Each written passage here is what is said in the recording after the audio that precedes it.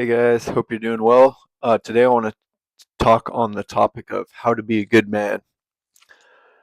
Because of all the toxic BS on the internet with the gender wars on what's wrong with men and what's wrong with women, I want to be proactive and say what can be done.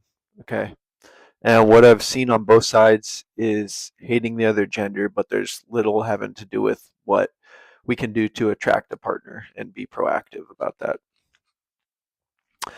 Um, both sides will just blame the other gender, but think they're entitled to good treatment even out without being a good person themselves. And I've even seen not only neutrality, but a real attempt to harm back and retaliate for justice. So if you want to find a good woman, you need to be a good man.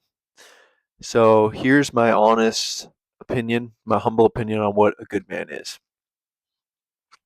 So the first point is a good man has sexual discipline. Quite an unpopular opinion amongst many people. So sadly, too uncommon these days and very rarely socially enforced in many ways. One of the reasons for this is because it's attractive to a woman for a man to have options. It's attractive to a woman if a man is popular with women and knows how to woo them. This doesn't mean that it's attractive to a woman for a man to sleep with all these women.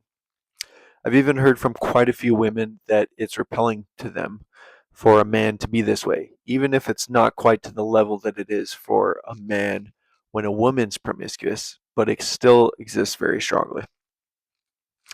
The reason it's attractive for a man to have options but not take all of them is it shows discipline. It shows that his purpose is stronger than his fleeting base impulses. It's more likely a trait of ability to commit. He does not need petty validation by conquesting, proving to himself that he can get a certain woman. He has discernment with who he wants to be involved with and share any energy with.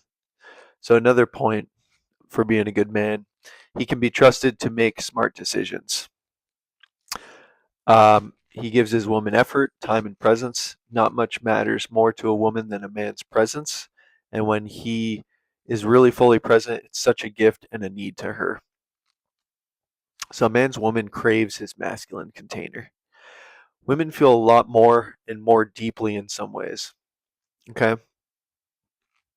Men very much have just as much emotion and just as intense and deep, but women are more like a sponge picking up on emotion and empathizing with others, with less boundaries as well as feeling the more subtle nuances of the emotional world, where a man can kind of zone in on what he feels is productive to stew on, while very much feeling deeply all of the feelings of sadness, grief, empathy, happiness, and sadness.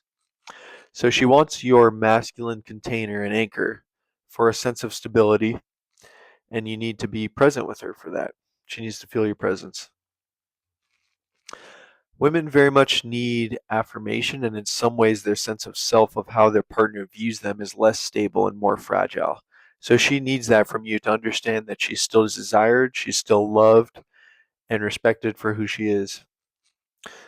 She wants to feel that you are sharpening your masculine edge. This is very important.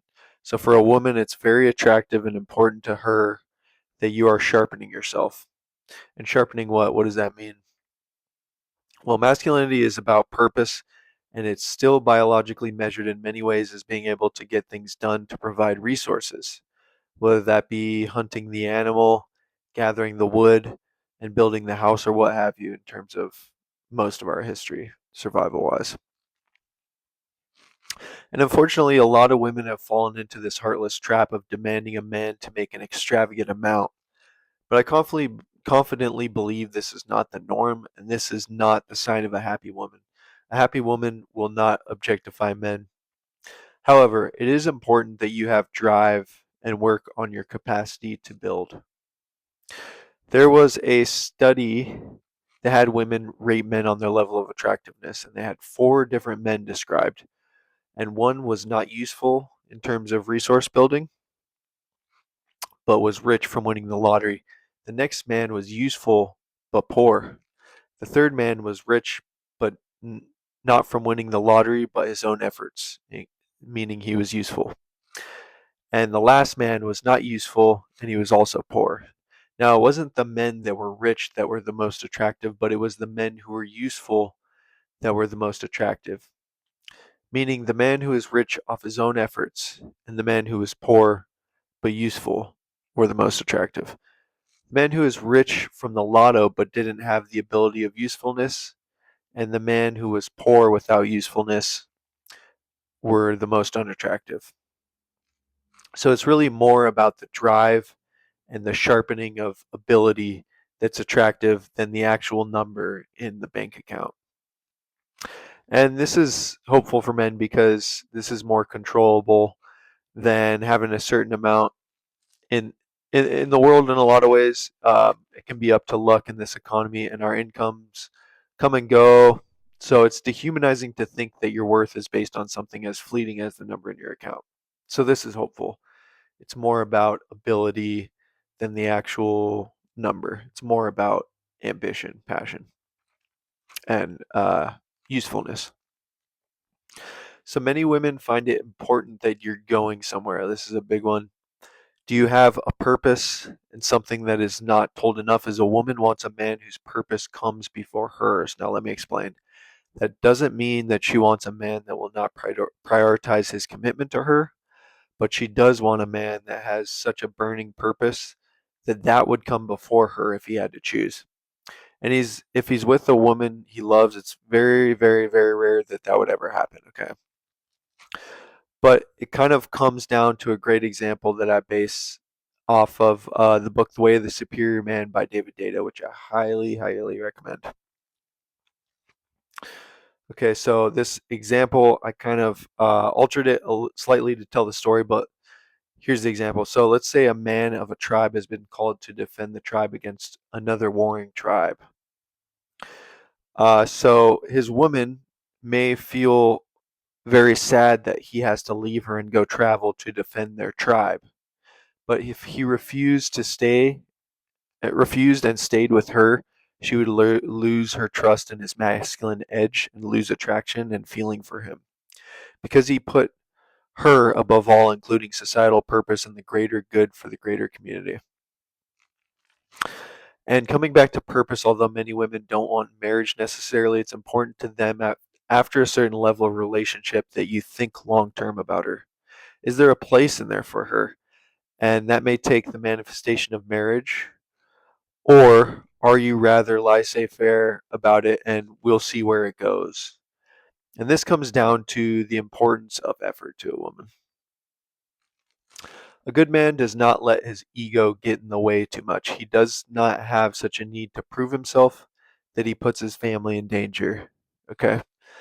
Let's say a man verbally assaults a man in front of his wife. Does he have such a fragile ego that he has to confront the guy right away, not knowing if the man has a knife or a gun? Now, if the man is clearly showing that he is about to put both the man and the woman in danger, this is justified. But so much of it is unneeded and just for ego. Now, I'm not talking about a situation where he has to defend his wife from harm because a woman wants that clearly. But I'll use an example. So I don't if you guys have seen the show Fear Thy Neighbor on HBO Max. Um, it's a great show with all these many seasons of true stories where neighbors have gotten into feuds over just the stupidest, smallest stuff. And almost every episode, someone ends up losing their life because one of those neighbors shoots the other. And most of this stuff was just unneeded, stupid, petty stuff. And a woman's not going to want you to put her and you and your children in danger over some ego because, some man challenged you. Like sometimes it's better to walk away, right? So, a woman wants a man that can protect her and has courage. But women, just like men, they don't like arrogance. They don't like ego. No one really likes that. We like humility. So if you don't know how to walk away for your ego, then that's not attractive to a woman either. So there we go, guys.